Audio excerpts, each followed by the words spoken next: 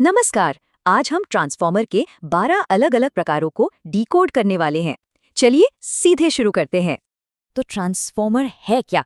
बस एक डिवाइस जो पावर को एक वोल्टेज लेवल से दूसरे में ट्रांसफर करता है।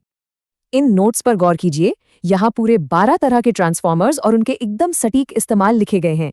इन्हें आसानी से समझने के लिए हम 4 हिस्सों में बांटेंगे: वोल्टेज, कूलिंग, उपयोग और उनकी बनावट। Section 1, main grid network. ये वो पावरफुल हैवी ड्यूटी मशीनें हैं जो हमारे पूरे ग्रिड को चलाती हैं। Power transformer high voltage generation संभालते हैं और डिस्ट्रीब्यूशन वाले उसी बिजली को सुरक्षित रूप से घरों तक लाते हैं।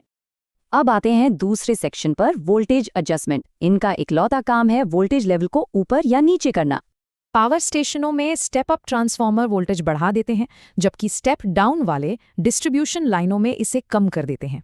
ऑटो ट्रांसफॉर्मर काफी दिलचस्प है। ये सिर्फ एक सिंगल वाइंडिंग का इस्तेमाल करके ही सारा वोल्टेज एडजस्ट कर लेता है।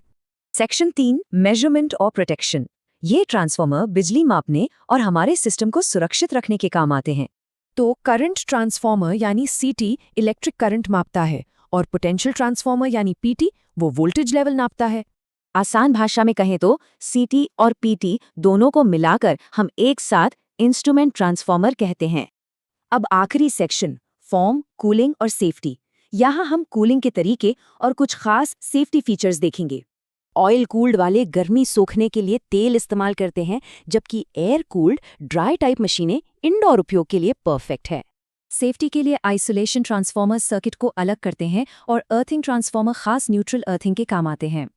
तो हमेशा याद रखिए, सही ट्रांसफॉर्मर चुनना लोड, वोल्टेज लेवल और उसके असली इस्तेमाल पर ही निर्भर करता है। अब सोचिए, लगातार बदलती ऊर्जा जरूरतों के बीच भविष्य के स्मार्ट ग्रिड में ये ट्रांसफॉर्मर तकनीक